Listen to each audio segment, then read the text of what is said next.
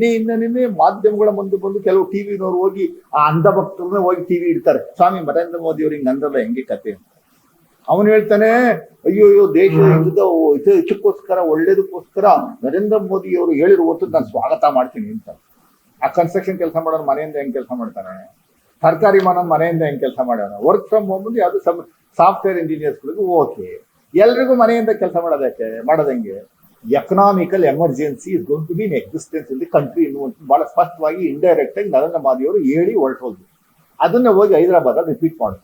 ನೀವು ಕೇಂದ್ರದಿಂದ 5 ಪೈಸಾ ತರ್ಲಿಲ್ವಲ್ಲ ಸ್ವಾಮಿ, ಯಾವ್ದೋ ಆಡ ತೂಡ ಒಂದ್ 2-3 ಯೋಜನೆಗಳನ್ನ ಕೊಟ್ಟಿದ್ದ ಅದಕ್ಕೆ ಸ್ಟೇ ತಗೊಂಡ್ಬಂದಿದ್ದಿಲ್ಲ ಸ್ವಾಮಿ.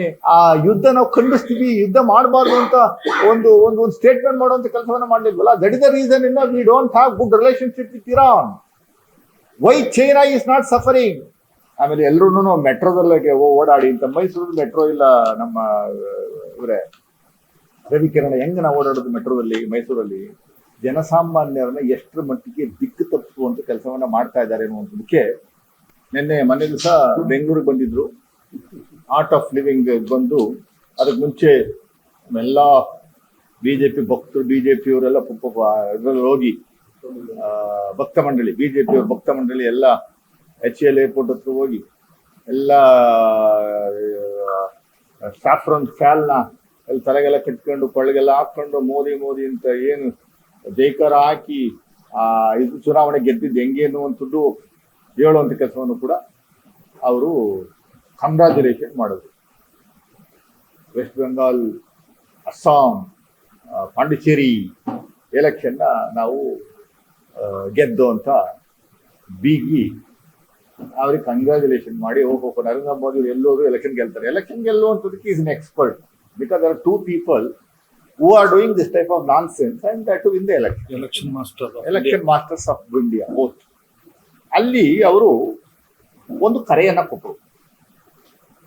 ಮುಂದಿನ ದಿನಗಳಲ್ಲಿ ಇಡೀ ದೇಶದ ಜನತೆಗೆ ಏನ್ ಮಾಡಬೇಕು, ಏನ್ ತಿನ್ನಬೇಕು, ಏನ್ ತಿನ್ನಬಾರದು,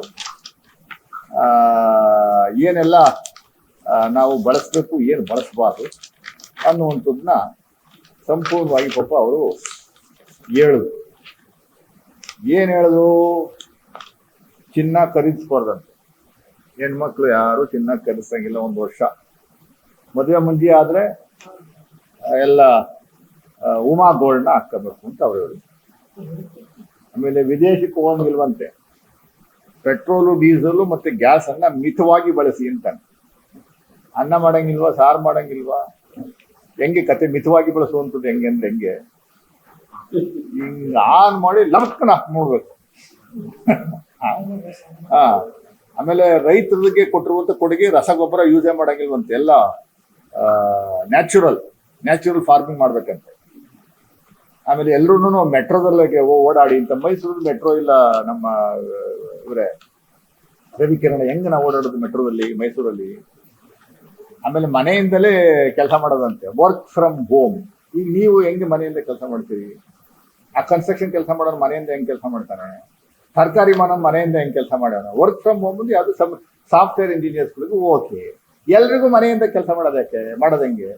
ಅವ್ರು ಹೇಳೋದು, ನೀವು ಮನೆಯಿಂದ ಹೊರಗಡೆ ಬಂದ್ರೆ ದುಡ್ಡು ಖರ್ಚು ಮಾಡ್ತೀರಿ, ಪೆಟ್ರೋಲ್ ಬೇಕು, ಡೀಸೆಲ್ ಬೇಕು, ಓಡಾಡಕ್ ಬಸ್ ಬೇಕು, ಕಾರ್ ಬೇಕು, ಸ್ಕೂಟರ್ ಬೇಕು, ನೀವು ಅದೇ ದಯ ಮಾಡಿದ್ರೆ ಮನೇಲಿ ಇರಿ ಅಂತ ಹೇಳ್ತಾರ. ಇದು ದೇಶದ ಒಬ್ಬ ಪ್ರಧಾನಿ, 12 ವರ್ಷದಿಂದ ದೇಶವನ್ನು ಆಳ್ತಾ ಇರುವಂತ ಒಬ್ಬ ಪ್ರಧಾನಿ ಜನಸಾಮಾನ್ಯರನ್ನ ಎಷ್ಟರ ಮಟ್ಟಿಗೆ ದಿಕ್ಕು ತಪ್ಪಿಸುವಂತ ಕೆಲಸವನ್ನ ಮಾಡ್ತಾ ಇದ್ದಾರೆ ಅನ್ನುವಂಥದ್ದಕ್ಕೆ ಇದು ಉದಾಹರಣೆ. With this we will be able to come to conclusion there is an economical emergency in the country.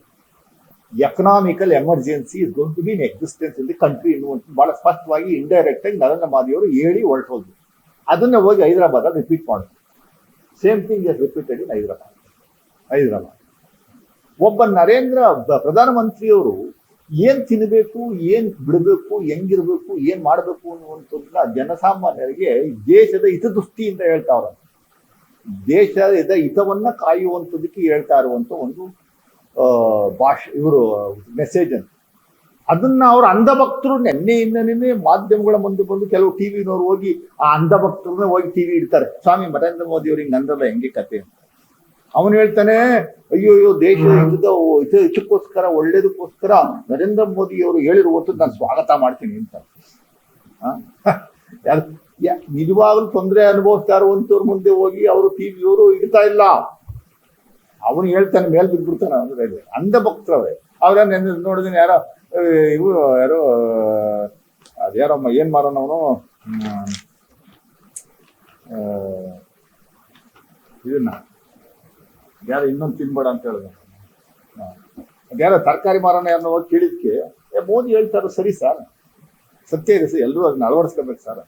ಹಿಂದೆ ಮೋದಿ ಅವ್ರು ಹೇಳಿದ್ರು ಸರ್, ಕೊರೋನಾ ಸಂದರ್ಭದಲ್ಲಿ ಜಾಪ್ಟೆ ಬಾರಿಸಿ ತಪ್ಪಟೆ ಬಾರಿಸಿ ಅಯ್ಯಯ್ಯೋ ಅಪಪೋ ಅಂತ ಬಡ್ಕಳಿ ಎಲ್ಲ ಹೊರಟೋ ಕೊರೋನಾ ಅಂತ. ಅದು ಮಾಡಿದಾಗ ಹೋಗಿವ ಸರ್ ಅಂತ ನಮ್ಗೆ ಅವ್ರು ಕೇಳ್ತಾನೆ ಪ್ರಶ್ನೆನ. ಆಮೇಲೆ ಕೆಲವರು ಎಕ್ಸ್ಪರ್ಟ್ಸ್ ಅಂತ ಉತ್ಕೊಂತಾರೆ. ಎಕ್ಸ್ಪರ್ಟ್ಸ್ ಹೋಗಿ ಮಾತಾಡಿದ್ರೆ ಅವನು ಟನ್ಗಟ್ಟಲೆ ಚಿನ್ನ ಅಲ್ಲಿಂದ ಬರ್ತದೆ, ಇಲ್ಲೆಲ್ಲಿಂದ ಬರ್ತದೆ, ಇಲ್ಲೆಲ್ಲ ಬರ್ತದೆ, ಅಲ್ಲೆಲ್ಲಿಂದ ಬರ್ತದೆ, ಅದರಿಂದ ನಾವು ಇಷ್ಟು ಉಳಿತಾಯ ಮಾಡ್ತೀವಿ, ಡಾಲರ್ ಬೆಲೆ ಜಾಸ್ತಿ ಆಗ್ಬಿಡುತ್ತೆ, ಕಮ್ಮಿ ಆಗುತ್ತೆ. ನಿಮ್ಮ ಯೋಗ್ಯತೆಗೆ ಆರ್ಥಿಕ ವ್ಯವಸ್ಥೆಯನ್ನು ಸಂಪೂರ್ಣವಾಗಿ ಹಾಳು ಮಾಡಿ ಗಬ್ಬೆಬ್ಬಿಸ್ಬಿಟ್ರಿ. $1ಗೆ $100. ಮುಂದಿನ ದಿನಗಳಲ್ಲಿ ಇವ್ರು ಕೊಟ್ಟಿರುವಂತ ಸೂಚನೆ ಪ್ರಕಾರ 100ಕ್ಕೂ 100 1 ಲೀಟರ್ ಡೀಸೆಲ್ ಮತ್ತೆ ಪೆಟ್ರೋಲ್ $150 ಆಗುತ್ತೆ. ಅದಕ್ಕೆ ರೆಡಿ ಆಗಿ ಅಂತ ನಿಮ್ಗೆ ಹೇಳ್ಬಿಟ್ಟು ಹೋಗ್ಯಾರೆ. ವಿದೇಶ ಪ್ರವಾಸಕ್ಕೂ ಮನೇಲೆ ಕೂತ್ಕೊಂಡು ವರ್ಕ್ ಫ್ರಮ್ ಹೋಮ್ ಮಾಡುವಂಥದಕ್ಕೂ ನೀವು ಯುದ್ಧ ನಡೀತಾ ಇರುವಂಥದಕ್ಕೂ ಸಂಬಂಧ ಅದು ಏನು? ನೀವು you are totally failed in foreign policy. ನೀವು ಒನ್ ಡೇ ಬಿಫೋರ್ ಆ ಇಸ್ರೇಲ್ ಪ್ರಧಾನಮಂತ್ರಿ ಹತ್ರ ಹೋಗಿ ತಬ್ಕೊಂಡು ಆ ಮದರ್ ಲ್ಯಾಂಡ್ ಫಾದರ್ ಲ್ಯಾಂಡ್ ಅಂತ ಹೇಳ್ಬಿಟ್ಟು ಬಂದ್ರಲ್ಲ, ಅಲ್ಲೇ ಸಮಸ್ಯೆ ಆಗಿತ್ತು. ಅಲ್ಲಿನ ನ್ಯೂಸೆನ್ಸ್ ಕ್ರಿಯೇಟ್ ಆಗಿದೆ ಅಲ್ಲಿಂದಾನೆ. ನೀವು ನಿಮ್ಮ ಒಂದು ಸೌಜನ್ಯಕ್ಕೋಸ್ಕರ ಒಂದು ದೊಡ್ಡ ಡೆಮೊಕ್ರೆಟಿಕ್ ಕಂಟ್ರಿ ಆ ಯುದ್ಧ ನಾವು ಖಂಡಿಸ್ತೀವಿ, ಯುದ್ಧ ಮಾಡಬಾರ್ದು ಅಂತ ಒಂದು ಸ್ಟೇಟ್ಮೆಂಟ್ ಮಾಡುವಂತ ಕೆಲಸವನ್ನ ಮಾಡ್ಲಿಲ್ವಲ್ಲ. That is the reason in we don't have good relationship with Iran. Why China is not suffering.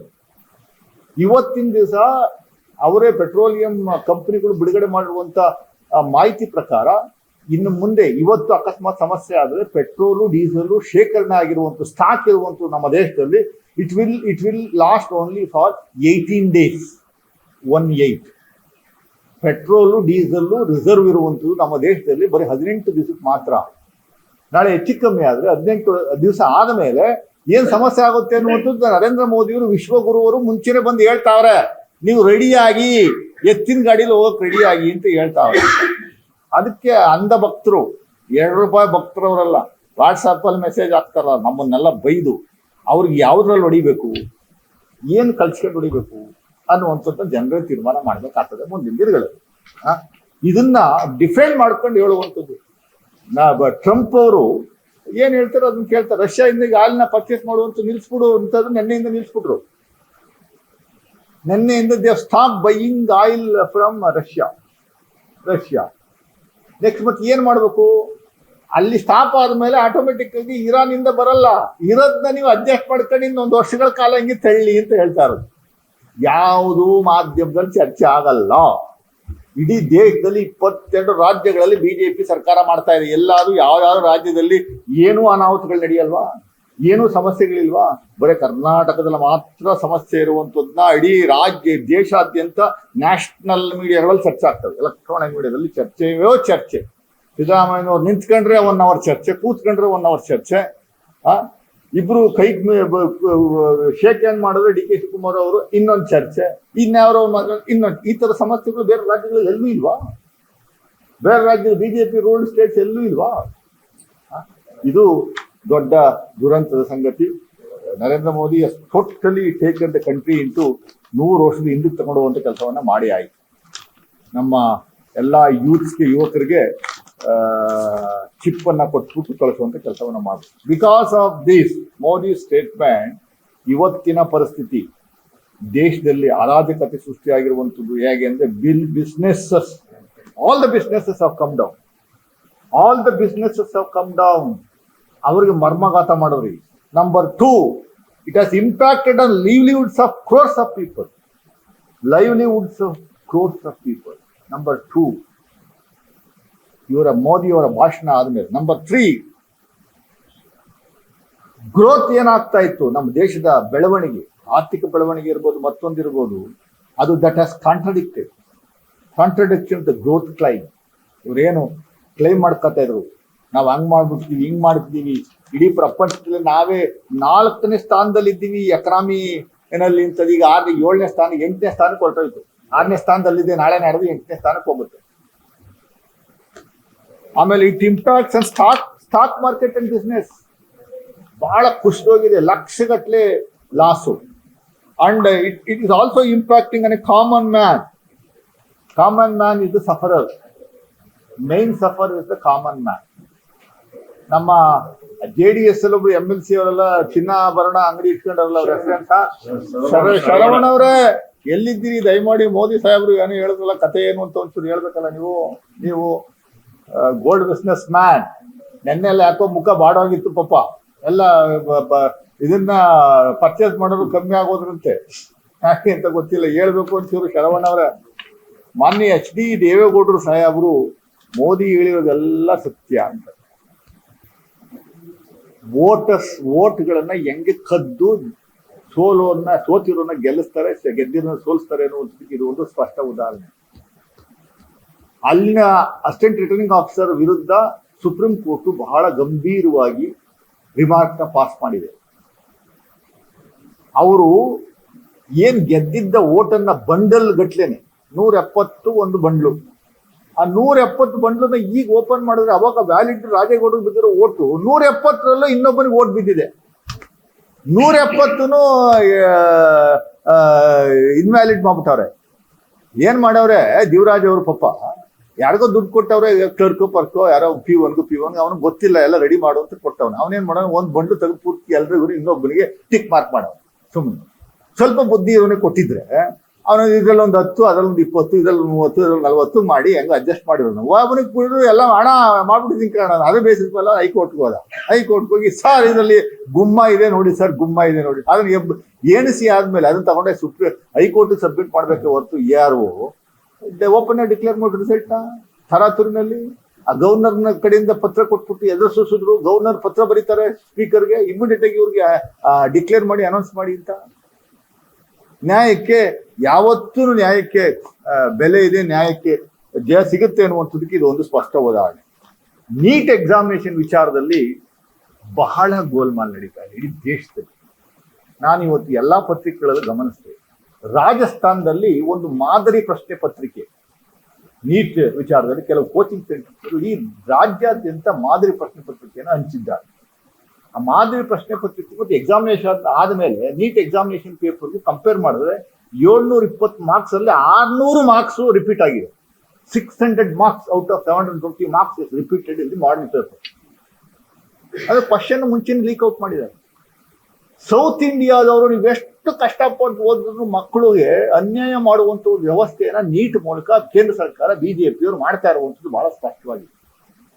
ನೀಟನ್ನ ನಾನು ಸಿದ್ದರಾಮಯ್ಯ ಸಾಹೇಬರಿಗೆ ಆಗ್ರಹಿಸ್ತೀನಿ, ದಯಮಾಡಿ ಅದನ್ನ ಬ್ಯಾನ್ ಮಾಡಿ, ತಮಿಳುನಾಡಲ್ಲಿ ಬ್ಯಾನ್ ಮಾಡ್ದಂಗೆ ಮಾಡ್ಬಿಟ್ಟು ನಿಮ್ಮದೇ ಆದಂತ ಒಂದು CT ಎಕ್ಸಾಮಿನೇಷನ್ ಬರೆಯುವಂತ ಕೆಲಸವನ್ನು ಮಾಡಬೇಕು ಅನ್ನುವಂಥದ್ದು ನಮ್ಮ ಆಗ್ರಹ. ಕೊನೆಯದಾಗಿ ಪಾಪ ಇಲ್ಲಿನ MP ಅವರು 10 ರೂಪಾಯಿ ತರಲಿಲ್ಲ ಕೇಂದ್ರದಿಂದ. ಅವ್ರದ್ದೇ ಸರ್ಕಾರ ಇದೆ, ವಿಶ್ವಗುರು. ಆ ಲ್ಯಾಂಡ್ ಸ್ಟೋನ್ ಬಿಲ್ಡಿಂಗ್ ಕಟ್ಟಕ್ಕೆ ದುಡ್ಡು ಕೊಡಿ, ಇನ್ನೇನೋ ಮಾರ್ಕೆಟ್ ಕಟ್ಟಕ್ಕೆ ದುಡ್ಡು ಕೊಡಿ. ಆಯ್ತು ಸ್ವಾಮಿ, ನಾವು ಕೊಟ್ಟಿದ್ದೀವಿ 150 ಕೋಟಿ ಕೊಟ್ಟಿದ್ದೀವಿ. ಏರ್ಪೋರ್ಟ್ ಕಟ್ಟಕ್ಕೆ, ಏರ್ಪೋರ್ಟ್ ಎಕ್ಸ್ಪಾನ್ಷನ್ ಮಾಡೋಕೆ 350 ಕೋಟಿ ಕೊಟ್ಟಿದ್ದೀವಿ. ಪರ್ಮಿಷನ್ ಕೊಡ್ತಾ ಇಲ್ವಲ್ಲ ನೀವು? ಆ ನ್ಯಾಷನಲ್ ಹೈವೇ ಅಲೈನ್ ಮಾಡ್ತಾ ಇಲ್ವಲ್ಲ? ಅದು ಬಿಟ್ಬಿಟ್ಟು ಸಿದ್ದರಾಮಯ್ಯವ್ರಿಗೆ ಪತ್ರ ಬರೆದಿದ್ದೀನಿ, ನಾನು ಆಗ್ರಹಿಸ್ತಾ ಇದ್ದೀನಿ. ನೀವು ಆಗ್ರಹಿಸ್ಬೇಡ್ರಿ, MLAಗಳವ್ರು ಮಾಡ್ತಾರೋ. ನಮ್ಮ ಸರ್ಕಾರ ನಾವು ಮಾಡಿಸ್ತೀವಿ. ನಾವೇನ್ ಮಾಡ್ಬೇಕು, ಮೈಸೂರಿಗೆ 46 ಯೋಜನೆ ಕೊಟ್ಟವ್ರು 2025-26 ಸಾಲಿಗೆ. ನೀವೇನ್ ತಂದ್ರಿ ಸ್ವಾಮಿ? ನೀವು ಕೇಂದ್ರದಿಂದ 5 ಪೈಸಾ ತರ್ಲಿಲ್ವಲ್ಲ ಸ್ವಾಮಿ? ಯಾವ್ದೋ ಆಡ ತೂಡ ಒಂದು 2-3 ಯೋಜನೆಗಳನ್ನ ಕೊಟ್ಟಿದ್ದ, ಅದಕ್ಕೆ ಸ್ಟೇ ತಗೊಂಡ್ಬಂದಿದ್ರಲ್ಲ ಸ್ವಾಮಿ. ಚಾಮುಂಡಿ ಬೆಟ್ಟದ ಮೇಲೆ ಅದ್ಯಾವ್ದು ಪ್ರಸಾದ್ ಯೋಜನೆ, ಆಮೇಲೆ ಸ್ಕಿಲ್ದು ಎಕ್ಸಿಬಿಷನ್ 169 ಕೋಟಿ, ಅದಕ್ಕೆಲ್ಲ ಸ್ಟೇ ತಗೊಂಡ್ಬಂದು ಕೂತಿದ್ದೀರಾ. ಸಿದ್ದರಾಮಯ್ಯವ್ರು ಮಾಡ್ಬೇಕು. ಸಿದ್ದರಾಮಯ್ಯವ್ರು ಮಾಡೋದಿರ್ಲಿ. ನಿಮ್ಮನ್ನು ಗೆಲ್ಸಿರೋದು ಕೇಂದ್ರ ಸರ್ಕಾರ, ಕೇಂದ್ರದ ರೆಪ್ರೆಸೆಂಟೇಟಿವ್ ನೀವು.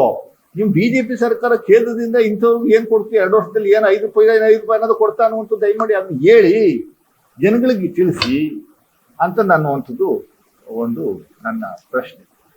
ನಮ್ಮ ಕಾರ್ಯಕ್ರಮಗಳನ್ನ ನೀವು ನೋಡ್ತಾ ಇದ್ರೆ ನಮ್ಮ ಚಾನೆಲ್ ಅನ್ನ ಸಬ್ಸ್ಕ್ರೈಬ್ ಮಾಡಿ, ಪಕ್ಕದ ಬೆಲ್ ಐಕಾನ್ ಒತ್ತಿ ನಮ್ಮನ್ನ ಬೆಂಬಲಿಸಿ. ಹಾಗೆ ನಮ್ಮ ಕಾರ್ಯಕ್ರಮಗಳನ್ನ ಲೈಕ್ ಮಾಡಿ, ಕಮೆಂಟ್ ಮಾಡಿ, ಅದನ್ನ ಬೇರೆಯವರಿಗೂ ವಾಟ್ಸ್ಆಪ್ ಮೂಲಕ ಶೇರ್ ಮಾಡಿ. ನೀವು ಹೀಗೆ ಮಾಡಿದಾಗ ನಮ್ಮ ಚಾನೆಲ್ ಇನ್ನಷ್ಟು ಮತ್ತಷ್ಟು ಜನರಿಗೆ ತಲುಪಲು ನೀವು ನಮ್ಮೊಂದಿಗೆ ಸಹಕರಿಸಿದ ಹಾಗಾಗುತ್ತೆ. ಇದು ನೀವು ಯಾವುದೇ ಖರ್ಚಿಲ್ಲದೆ ಕೆಲವೇ ಸೆಕೆಂಡುಗಳಲ್ಲಿ ನೀಡಬಹುದಾದ ಸಹಕಾರ.